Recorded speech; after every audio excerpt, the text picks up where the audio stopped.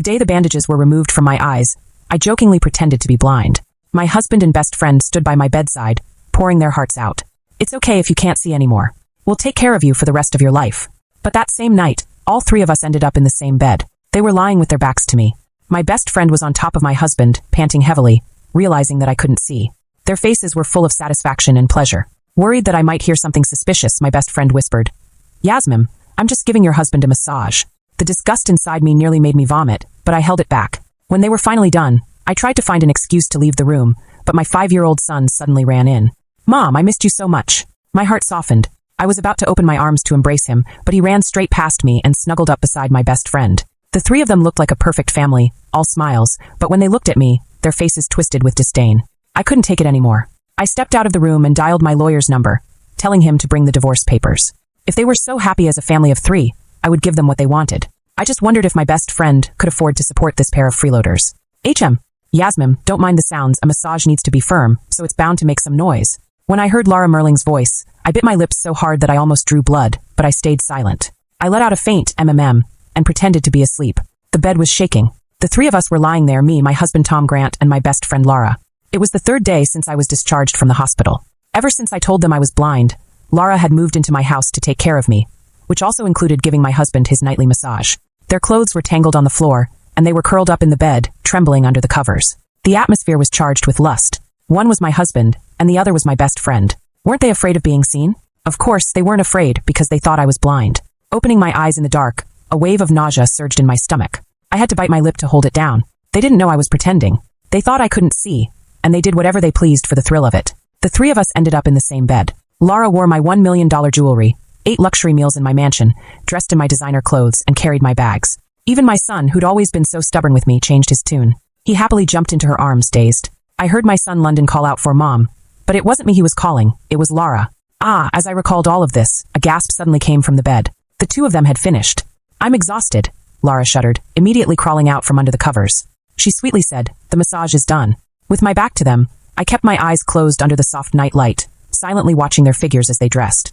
"I'll go back to bed. See you tomorrow, Yasmin," Laura said. She wore a seductive nightgown, blushing as she waved at Tom. I pretended to be asleep, waiting an hour before Tom quietly got out of bed. Once he'd left the room, I grabbed my phone and saw the message my lawyer had sent.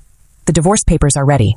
As I thought about the scenes that had unfolded these past few days while I was blind, my eyes turned cold. I scanned the room and sent another message.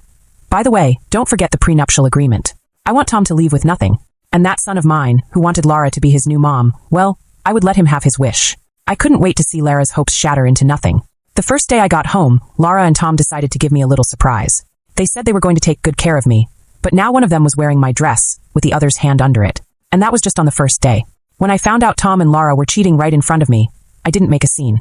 Instead, I quietly turned on the villa security cameras and acted like everything was fine, letting them care for me however they liked. But what really broke my heart was my son, London. He was exactly like Tom. They shared the same cold, calculating look. Not only did London cover for his dad, but he even slipped sleeping pills into my milk and brought it to me. "If Mom drinks this milk every day, can Laura be my mom forever?" Hearing those words as I hid behind the door sent a chill down my spine. I'd been there for him from the moment he was born, taking care of him nonstop. I even sacrificed most of my work to focus on him and our family. He had everything: expensive toys, trips to the amusement park, the best clothes and food. Even when he threw tantrums, I handled it with patience. I never once thought about hurting him, even when he bit me hard enough to draw blood. But now, "Mom, have some milk." He stood there with that cup of drugged milk, looking so excited, urging me to drink it. I felt disgusted but tried to hide it. I pretended I didn't know, took a sip and played along. Afterward, London ran off, happy and skipping as he left. He didn't forget to call back to me. "Faster, Mom." At that moment, everything shifted. This kid, my own son, had always been cold toward me, even after I lost my sight. He was poisoning me and even hid blades in my towels whenever I lectured him. Tom always said, "He's just a kid. He doesn't know any better." But is that really true? London's gaze was filled with disgust. It was clear that wasn't just childish ignorance. Some kids were just bad. No matter what, I didn't want him anymore. I spit out the milk and watched him leap into Tom and Lara's arms on the security footage. The three of them being so happy made my blood run cold. Their smiles were a knife to my heart. But what cut even deeper was the stuff they said. "She's just a blind woman. Who cares when she dies? If it weren't for her money, I wouldn't have married her. From now on, we're a family. This is our home now. Even London calls you Mom." The smuggler's expression was written all over their faces. I was stunned, more than I could even explain, and I immediately sent the video to my lawyer. When Laura mentioned she wanted the house, I couldn't help but laugh bitterly. She was so caught up in Tom's promises, imagining a life of luxury, completely unaware that Tom was just a house husband. This house belongs to my family. I almost wanted to see her face when she found out the truth. Yasmin, dinner's ready. As Lara helped me to the dining table, I saw Tom and London eating steak and lobster, chewing loudly with grease dripping from their mouths. In front of me were a few plates of vegetables, and Lara and Tom had a bottle of expensive red wine opened in front of them. Oh no, I accidentally spilled the wine, Lara said. There's a strong smell of alcohol. She waved her hand dramatically, her face plastered with fake sympathy as she gently sat me down and served me some vegetables. The doctor said you need a light diet, so I made all vegetarian dishes for you. Vegetarian. Across the table, lobster, steak, and chicken soup were on display, and she was telling me this was a vegetarian feast. London, feeling like I'm no longer in charge, chewed his food loudly and deliberately took huge bites of the steak right in front of me. He mumbled as he reached for a lobster. Mom, look at me. I can eat broccoli all by myself now. He shoved a piece of lobster into his mouth as he said it. Tom chuckled, exchanged a pleased look with Lara and grinned proudly. Our son's awesome, huh? I might be blind, but my nose still worked. My fists clenched under the table, and I could feel Lara's gaze on me. She seemed a bit confused. Yasmin, are you really blind? I shuddered. My heart skipped a beat as her eyes locked onto me, suspicion creeping into her voice. Maybe she realized something was off, but it didn't matter. I steadied myself and suddenly grabbed her wrist. She flinched, startled, and instinctively tried to pull away. What are you, Lara? Why do I smell beef and chicken soup? I beat her to the punch. Lara froze for a second, her brows relaxing, and then she smiled. Your mistake, Yasmin. It's probably from the neighbors. She picked up her fork and started stirring my bowl, but I caught the moment when she spat into it. She picked up a piece of veggie and moved to feed me. Just eat up, Yasmin. The food's getting cold. Tom and London looked on, a mix of smugness, excitement, and mild disgust on their faces. No one stepped in to stop this. I took a deep breath, turned my head, and dodged her hand. Ugh. Lara, this smells terrible. This vegetable's gone bad, right? Just throw it away. It's not worth eating. The fork clattered to the floor, and Lara clenched her jaw. Fine, she muttered through gritted teeth as disappointment spread across the faces of Tom and London. The last thread of hope I had was shattered. I was indeed blind. I had actually gotten tangled up with a bastard and gave birth to a terrible child. Fortunately, I still had a way out. The dinner was awkward, the air thick with tension. The next day, after London left for school, Tom and Lara made their move. Lara, doused in perfume and dressed in as little fabric as possible, linked hands with Tom, ready to head out. Oh, London has some school activity, so I'm going with Tom to attend. He's just so cute, you know? I'll tell you all about it when I get back. Tom's hand rested on Lara's backside as he urged her to hurry, saying they'd be late if they didn't leave right now. Their smiles were so obnoxious that it almost hurt to look at them. Without waiting for me to say anything, they rushed out the door. Once they were gone, I stood up from the couch and stepped on the clothes Lara had left behind. My mind racing, I sent a message and waited by the door. I couldn't take it anymore today. I was going to kick them out of this villa for good. A few minutes later, there was a knock at the door. A group of men appeared, and behind them was my lawyer. I couldn't help but smile. I waved my hand, signaling them to come in. Take everything from the second-floor room, the children's room, the walk-in closet, anything that belongs to the men or the child. Throw it all out. Oh, and don't forget the guest room. Get everything out of there, too. Keep the valuable stuff. Those are stolen from me. The sound of things being moved around filled the air, and I rubbed my chin, giving one last instruction. And I need new locks. Don't let those 3 back in. The first to come home was London. Mom, open the door. Why'd you close it? Open up. I want to play games. While the housekeeper was preparing my dinner, London kept banging on the door from outside. Mom, open the door. You're blind. How could you get out of here? Yasmin, how dare you treat me like this? I'll tell Dad. I'm not calling you Mom anymore. London eventually wore himself out, and night fell. I finished a fancy meal alone, then set my plate down and looked at the door. 2 figures appeared outside. The car was blocked by security. Tom, furious, held Lara as they walked up to the door. When they saw London shivering from the cold, Tom completely lost it. Where is she? Yasmin, have you lost your mind, locking the kid outside?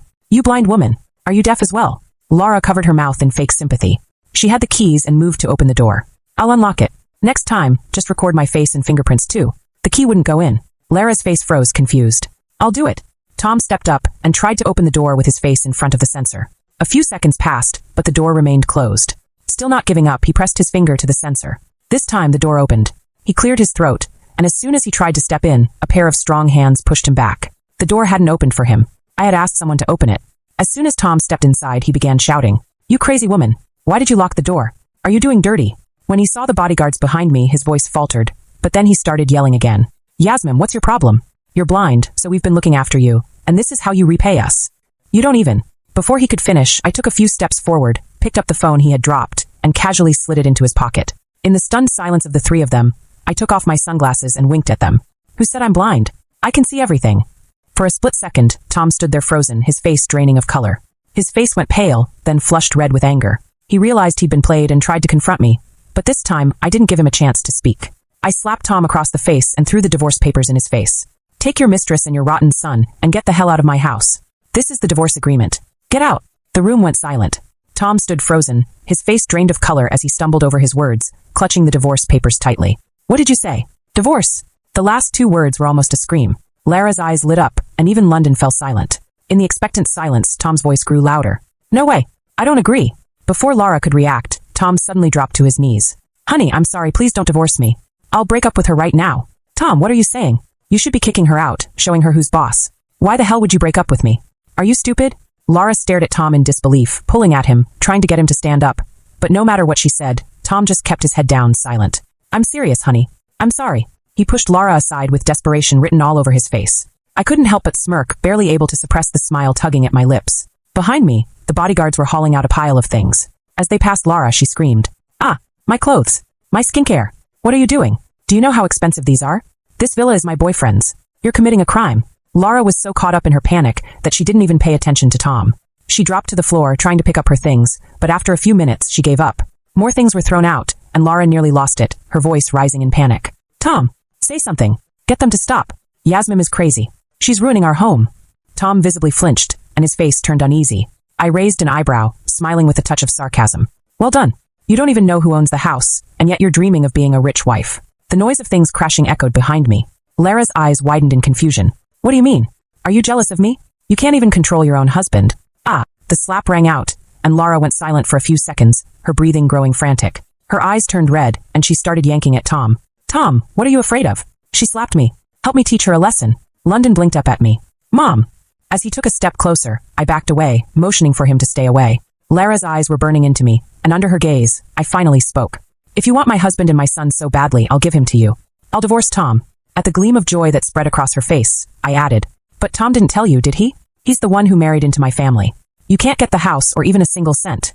The words hit them like a punch to the gut, and both of their faces drained of color. Lara was trembling, her lips trembling in disbelief as her eyes widened. Mom, don't you want me anymore? London burst into tears, his face covered in snot and tears as he fell to the floor, reaching for me with open arms. I had thought he was cute before, but now, he just disgusted me. I stood there, unmoving, until the large bed from the master bedroom was thrown outside. Then, I closed the door right in front of their faces. No, I'm not agreeing to the divorce. I'm not leaving. Yasmin, you bitch. Mom. The three of them were dragged out by the bodyguards, kicking and screaming. Tom didn't want a divorce. It didn't matter. I had my own ways. And when it all came crashing down, I hoped they'd remember who they were dealing with. Everything the three of them had left behind in the villa was thrown out. By morning, anything still outside the door was sent straight to the trash. Tom was relentless. After I slammed the door, he stood outside, scolding me nonstop. Yasmin, legally, I'm still your husband. How can you do this to me? I made a few mistakes, but it's because you lied to me first. What did you expect? I've apologized. What more do you want from me? You're a mother. Think about our son. At the mention of London, a coldness swept over my eyes. The image of London calling someone else mom and drugging me flashed through my mind. I scoffed, picking up the phone to call his extracurricular class instructor. I withdrew him from all of his classes and returned all the high-end designer children's clothes I had pre-ordered. If he wanted someone else to be his mom, I would just give him what he wanted. While Tom continued to scold me, I sat at my computer to deal with my work, the warmth inside the villa contrasting sharply with the cold winds outside. A few minutes passed, and Tom eventually wore himself out from yelling. Just when it seemed like things were quieting down, the noise outside started again. I glanced out from the second floor and couldn't help but smirk. Lara and Tom were at it again. Well, more precisely, Lara was scratching Tom, and Tom was too scared to retaliate. In the chaos, London, whose nose was running from the cold, was pushed to the ground and accidentally stepped on by Lara's high heel. Ah, Mommy! With London's cries, Lara's patience snapped, and she couldn't keep up her act anymore. Tom, is this what you meant by making me wealthy? My house, my clothes, my jewelry, they're all gone. You liar. How dare you pretend to be rich, you worthless trash. You dare deceive me? I'll destroy you. Tom couldn't look her in the eye after that, but he still stubbornly refused to admit defeat, continuing to insist how important he was to my family. After a few more scratches from Lara, he gritted his teeth and shoved her away. Pointing at the villa's door, he spoke through clenched teeth. I'm not divorced yet. I still have a share in this house. I'm important to her family, and the kid is still in my custody. I want Yasmin to beg me to come back. Lara snorted in disdain, crossing her arms. Yeah, sure. When I heard Tom claim he was so essential to my family, I couldn't hold back a scoff. What was he important for? He was just a parasite in the company, a man who abandoned his own responsibilities. And I had foolishly given birth to an equally worthless child for him. I narrowed my eyes and sent a message to HR, instructing them to fire Tom. It was a good thing Tom reminded me. My gaze shifted to the two people dragging my child away. I couldn't help but smile knowingly. The first thing I did after kicking them out was cut off Tom's financial support. Tom was desperate now, bombarding me with calls. Dozens of messages followed, and my phone showed over a dozen missed calls. In less than half an hour, he went from apologizing to cursing me out. Just wait and see. You kicked me out of the company, and now you've kicked my kid out of the house. You'll pay for this. Even if you beg us to come back now, we won't do it. If you want a divorce, you better compensate me with $30 million. Otherwise, no deal. Can't you just let this slide for the sake of our son? I swear I'll never make the same mistake again. I could almost see the malicious grin on his face through the screen. I didn't even bother responding. I just added both him and Laura to my blacklist. But the next day, something unexpected happened. My photos were all over the internet. The tragedy of a man who became a stay-at-home husband for love. My child and I were kicked out of the house. Craig Group's vice president abandons husband and child. The image showed London standing alone outside the villa, with a video clip attached below. Mom, open the door. I'm sorry. The child, barely a few years old, cried out desperately, his small, frozen hands pounding the iron gate. Tears streamed down his face bright red from the cold, looking utterly pitiful. There was nobody else around. Their belongings scattered on the ground, discarded. The boy's crying was heartbreaking. Then came the photo of me. Tom said nothing about his affair with Laura, focusing entirely on his supposed sacrifices for my family and company, and of course, the innocence of the child. I worked for the Craig family for 7 or 8 years. Yasmin is unpredictable and even cruel to the child. She doesn't see me or the kid as human. Does being rich give her the right to do whatever she wants? My poor son. He actually has such a vicious mother. As soon as the video went viral, the internet exploded. Oh my God, how ruthless. She's got all this money, and she still doesn't want her child. She abandoned them just like that. If she doesn't come out and clarify, it's like she's admitting it. Maybe she feels guilty. The Craig Group's reputation took a hit. People started boycotting, and many contracts were canceled. My name and photos were smeared with malicious rumors. While the internet was in an uproar, Laura, with tear-streaked cheeks, stepped up. She posted a video, publicly accusing me. I'm Yasmin's best friend. My name is. Yasmin told me she wanted to get rid of her husband and child, so she came to me. She paused for effect, wiping her eyes and pretending to sob. She threatened my parents' jobs, giving me $100,000 to seduce her husband. To catch him cheating, she pretended to be blind. My heart dropped and I sighed heavily. As expected, they were a match made in hell. The video of London, along with the 2 reports, took just 3 days to claim the top spot on the trending charts. Meanwhile, I received a text message on my phone. Don't be so cruel. I'm giving you one last chance. It didn't take a genius to know who the message was from.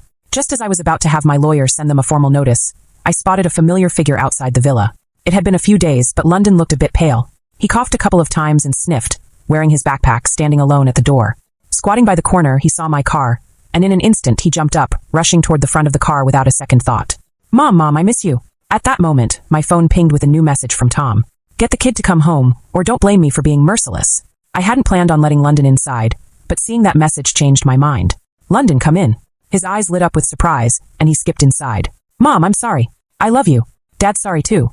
He tried to hug me, but when I saw the dirt under his fingernails and the snot on his face, I stepped back and smiled, telling him to put his bag down first. Pouting, he clutched his bag tightly, instinctively staying.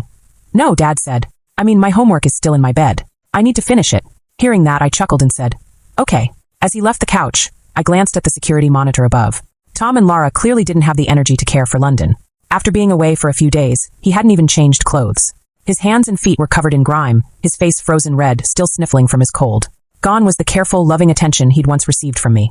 I had the nanny look after him now. When I saw London eating so fast, I couldn't help but notice how tightly he clutched his bag. After he finished eating, I went upstairs. I need to handle some work. You can play by yourself. London's face lit up, and he nodded before running off. I closed the study door behind me, opening my computer. On the monitor, London could be seen running around with his bag.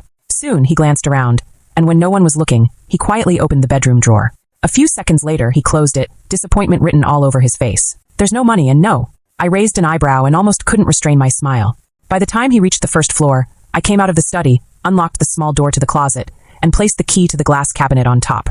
The entire glass cabinet was filled with jewelry that shone brilliantly under the lights. After doing this, I shut the door behind me. Later that night, I closed my eyes, listening to the notifications from the security system on my phone, groggily blinking awake. At 2 a.m., my dear son seemed unable to sleep.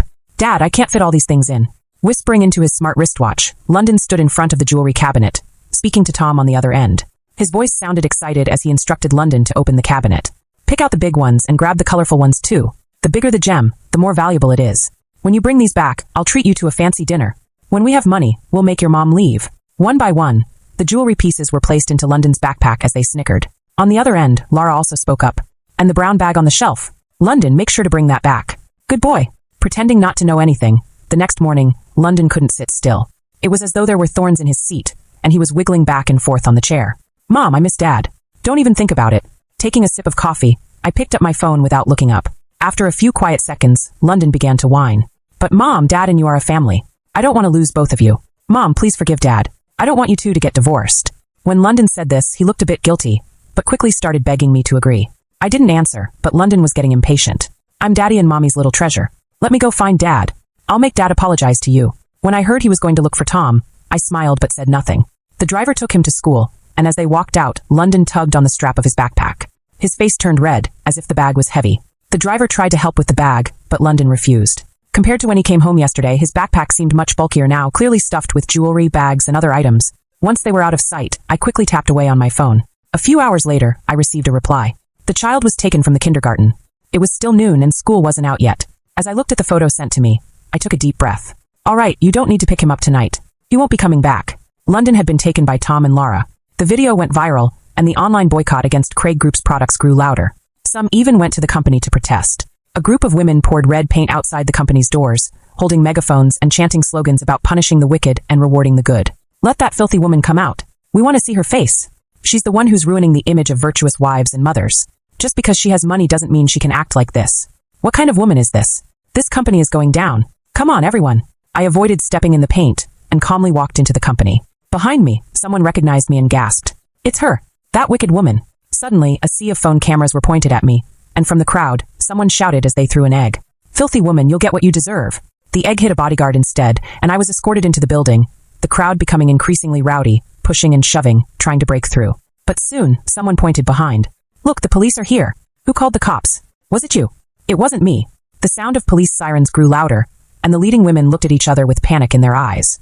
The confused onlookers kept yelling about arresting me, unaware that I was the one who had called the police. Wait, you've got the wrong person. You should arrest her.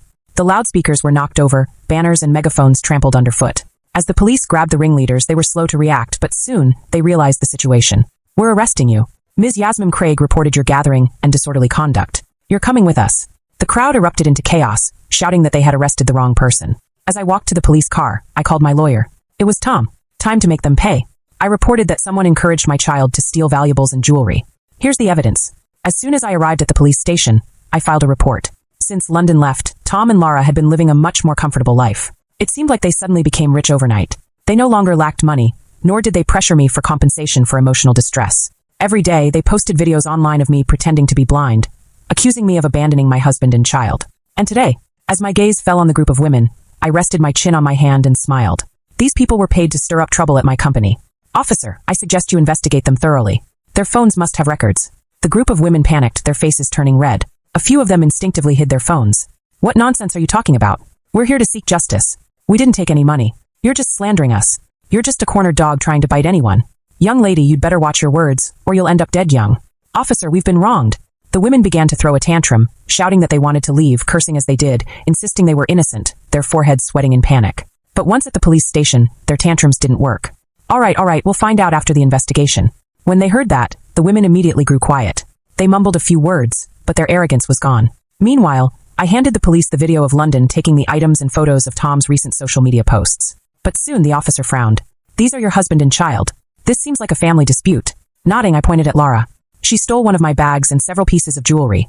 I'm suing her for encouraging my son to steal my property. And she's defaming me online. When I saw Laura at the police station, she had Tom and the child with her. Upon seeing me, she wasn't afraid at all. She lifted her chin proudly and snorted. Yasmin, you think you can have me arrested? I'll tell you this, dream on. I didn't steal anything. Tom gave these to me. You two are married. What's the difference between him giving me something and you giving it to me? Why would you report me to the police? With a disdainful look, she clung to Tom's arm and shot me a glance. You should reflect on yourself, you loser. Your husband and child don't even want you. Don't you feel ashamed? Ashamed? What was there to feel ashamed of? I took out the prenuptial agreement, waved it in front of her, and smiled. Gifts? That doesn't matter. This is my personal property before marriage. Even if he gave it to you, you still have to return it. Actually, I'm here to settle the score with you. Lara's legs gave way, and she collapsed onto the floor, glaring at me with clenched teeth. You filthy woman, even your own husband and child. I opened my phone and played the video. The sultry voices filled the room, and the police station fell into silence. Yasmin, I'm giving your husband a massage. Lara's face went white. Tom's expression also changed. The sound of high heels echoed as Lara lunged at me. You slut, how dare you record this? I'm going to destroy you. Before she could reach me, she was pulled back by the police. The station became noisy, and Tom and London huddled in the corner like frightened birds. When Lara was pulled away, I walked up to my so-called beloved son and pinched his face. London, you wanted a new mom so badly. But do you know what Lara is doing? She's pregnant now. From now on, you'll be the unwanted one. Your dad doesn't want you, and I won't want you either. London was still young and couldn't control his emotions. He immediately started crying. Tom suddenly looked up in shock and instinctively spoke to me. How did you know? Seeing the panic in his eyes, I blinked. Of course I knew. I had someone take photos of the two of them. I had seen the pictures of them going to the obstetrics and gynecology clinic. Before I went blind, they were already together. Looking at the sweat on Tom's forehead, I couldn't help but sneer. I wore a playful expression, reassuring him not to be afraid. Don't worry. Having an illegitimate child isn't illegal. Just keep the baby. It's fine. He can take care of you when you get old. By the way, I've already asked someone to investigate your embezzlement and kickbacks at the company over the past few years. The last sentence left him standing frozen in place. By the time the matters at the police station were settled, it was already afternoon. Before leaving, I cheerfully waved goodbye to the three of them, who were looking completely defeated. Don't forget to pay me back. Once I stepped out of the police station, I got into the luxury car parked by the side of the road. How did it go? Did we get everything on tape? I pulled the small camera out of my pocket, and my lawyer nodded at me.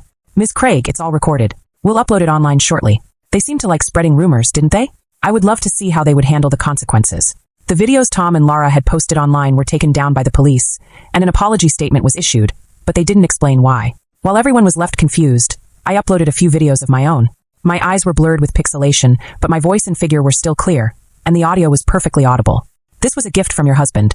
It's voluntary. Her brazen attitude made people grind their teeth in anger. The audio of their massage was also crystal clear, along with Lara cursing at me and Tom demanding $3 million. I included screenshots of the messages in the video. I even uploaded the short clip of London drugging me. With their fake innocence stripped away, the three of them finally showed their true faces. This time, the public uproar was aimed squarely at them. My God, Tom and London are ruthless. And they used to say she was forced into it. She clearly chose to be a mistress. Just a month after the incident, and she's already 2 months pregnant. Oh my God, that's some top-level scheming. Even the child's been corrupted. Why not divorce? Why keep this situation going? They should be reporting it to the police, and the kid deserves a good spanking. How could he? That boy is only 5. How could he drug his own mother? I used to pity that man, but now it's just terrifying. This time, the video's popularity was even higher than before. With all the groundwork they laid out, the public backlash was brutal. Lara and Tom went mad and tried to report the videos, but unfortunately, they couldn't prove anything. There were no names or clear faces shown, and the videos didn't get taken down. Even when they called the police, it was useless. Lara had previously revealed her name and address in a self-report, but after I exposed her, everyone now knew who she was. The worst part was her relatives and family. Her parents were fired from their jobs due to the public backlash. When her father called Lara, he angrily cursed her for being shameless. I can't believe this, you've ruined our family. Wherever we go, we're being cursed out. Now, we've lost our jobs and even your brother's being mocked. Are you satisfied now? I'm severing ties with you. Don't come back. You're a disgrace. Before Lara could say anything, the call was abruptly ended. Tom said nothing. London didn't dare speak. Lara glared at the two of them, furious, but before she could say a word, there was a loud knock on the door. Come out. Is anyone inside? The loud knocking, accompanied by the landlord's shouting, made Lara freeze. When she opened the door, the landlord stormed in. He threw the deposit on the table, and with a dark face, he waved for a few burly men to enter. You must be Lara. I've hated mistresses all my life. This house is no longer available. Take your deposit and leave. No one will rent to you here now. Get out. Lara's eyes went wide, and she instinctively took a step forward. When she saw the men retreating in disgust, her eyes began to redden, and she tried to play the sympathy card. Madam, I'm pregnant now. Please, let me stay. Before she could finish, the landlord interrupted her, hands on his hips, shouting in disgust. It's not my kid you're carrying, so what does it have to do with me? Get lost. The burly men stepped forward, and Lara hid behind Tom in fear. Tom, always someone who bullied the weak and feared the strong, immediately caved when he saw this. Fine, we'll move out. Give us 3 days. 3 days. The landlord snorted and waved his hand, signaling the men to storm into the bedroom. No, you're moving out right now. Once again, they were kicked out. Lara was on the verge of losing her mind, while Tom, with a grim expression, held on to London. You useless trash. Can't you think of something? Hearing Lara's complaint, Tom frowned, and for the first time, he felt anger flare up. What can I do? Who knew Yasmin was pretending to be blind? You rushed to move in, and that's why she found out about us. It's all because you couldn't keep your cool. If I could. If she had kept his cool, according to Tom, she would have been a mistress for the rest of her life. The thought made Lara's heart sink. Her eyes reddened as she looked at Tom, her tone wavering. Is there really no way out? Are we really ruined? Are we going to jail because of Yasmin and get humiliated? Tom's breath quickened, and his face turned ashen. He clenched his teeth, a murderous glint flashing in his eyes. Of course not. If you've got nothing left to lose, you've got nothing to fear. I'm not divorced from Yasmin yet. As long as she's dead. They exchanged a glance, and their faces changed. London, terrified, took a step back, watching as the two of them suddenly turned toward him. London, why don't you go stay at a friend of mine for a couple of days? The divorce agreement I sent Tom went unanswered. But for days, neither he nor Lara showed up. Miss Craig, are you sure you want to sell this villa? Yes. After handing the house over to the agent, I began the process of moving out. This villa was originally bought as a wedding home, but the thought of living under the same roof as Tom for so long, especially with Lara now living here, made me feel disgusted. I left the furniture behind, but there were still odds and ends that needed sorting. The villa, worth several million on the market, would take time to sell, but fortunately, its location was excellent. By the time I was nearly done moving, I was just left to dismantle the cameras and other equipment. But that same day, two sneaky figures approached the villa. They poured gasoline at all the exits and didn't hesitate to set the house on fire. In the blaze, their eyes met, filled with malicious intent. How dare she be so arrogant?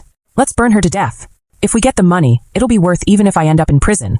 The raging fire quickly spread, and after watching the flames reach the second floor, the two of them left, feeling relieved. Shaking with excitement, they already imagined the scene of me dying. The car sped down the road, the two of them waving their arms and celebrating. It's all her fault. She's the one who turned me into this. If she forgives me. Yeah, that damn bitch pretended to be blind. Otherwise, we wouldn't be in this mess. They went back and forth, shifting the blame onto me. What they didn't know was that I wasn't in the villa at all. But now, when I received the alert from the villa, I sucked in a sharp breath. The fire was raging out of control. If I hadn't moved out just in time, I would have likely perished in my sleep. My hand trembled as I dialed the fire department. Meanwhile, the two in the car had no idea of the truth and were still celebrating their victory. Their excitement and adrenaline made Tom even more reckless. He slammed on the gas pedal, and the car sped up even faster. Just as Lara gripped the armrest, about to remind him to slow down, a large truck suddenly came into view. Stop! Ah! The deafening crash rang out as their car collided with the truck. Tom's car was instantly crushed at the front. Help! Someone help! The driver of the truck, now at a standstill, screamed as he jumped out of his car to seek help. But Lara and Tom had already lost consciousness. The patient needs to have their limb amputated to save their life. The family must sign the consent form. Faster than the fire being put out was the call I received from the hospital. When I first heard that Tom had been in a car accident, I was in a bit of a daze. When I arrived at the hospital and looked at the surgical consent form in front of me, I almost laughed out loud. Tom had broken both of his legs, Lara's face was half scraped off, and the baby she was carrying was gone. This was probably karma. On the way here, after seeing the footage from the surveillance cameras at the villa, all I could think was that this was definitely karma. The lawyer was preparing to sue Tom, and Lara owed me millions. And now they were still trying to burn down the villa and kill me. I narrowed my eyes and smiled lightly. I paid their medical bills and hired the best doctors, making sure they both stayed alive. Staying alive was enough. As for the rest, when Tom woke up, his eyes were filled with terror as he looked at his lower body. Tubes were inserted and he couldn't speak. His face was pale, and he tried to scream but couldn't. Under the blanket, the place where his legs should have been was now empty. Ah, my face! Lara was even more hysterical, feeling her half-bandaged face as she screamed and cried uncontrollably. After watching their breakdowns for a moment, I stepped aside to let the police enter the room. Are you Lara Merling and Tom Grant? After the police left, Lara was in a daze. I had sued them both for attempted murder by arson, and these two would pay the price for their choices. However, I turned to Tom, who was now in a wheelchair, and smiled faintly. Don't worry. Disabled people don't need to go to prison. His eyes widened in fear, and Tom tried to break free from the wheelchair, falling to the ground. He squirmed like a worm but couldn't move an inch. Tom's parents came to visit once. Seeing their son in such a state, they flatly refused to take him back. We're old. We can't take care of him. Thinking about this, I bent down and added one more thing to Tom. From now on, I won't have to divorce you. I'll just be a widow. The day Lara was discharged from the hospital, she was sent straight to court. London had returned, but I didn't meet him. I hired a nanny and bought a small house outside. Until London turned 18, I would fulfill my legal duties as a parent. As for the rest, he could forget about it. London no longer had access to the privileges that other children might enjoy. He went to an ordinary elementary school and middle school. Even his studies were entirely his responsibility. I had no expectations of him. Tom was sent to a nursing home, the worst one possible. As long as he didn't cooperate, he could get slapped around. Years passed and Lara went mad in prison. The day she was sent to the mental hospital, London ran to the villa, crying, asking why I was so cruel to him. With a family so rich, why didn't I give him anything good? At that moment, London was 12. Looking at the face in front of me, so similar to Tom's, I smiled gently. Do you remember the villa that was burned down? It was worth several million. You were supposed to grow up in that villa. And do you remember the sleeping pills you gave me and the expensive things you stuffed into your school bag? I did everything I could. London, you'll be 18 in a few years. I only need to fulfill my duty as a parent. As for the rest, I don't want to give anything to you. London left. I could see the regret in his eyes, but so what? Everything had already changed the moment he called Lara Mom. Looking out the window, I poured myself a cup of coffee. Outside the villa was a garden, and inside I had pets. Maybe in another 2 years, I'd retire from the company. From then on, I'd live for myself.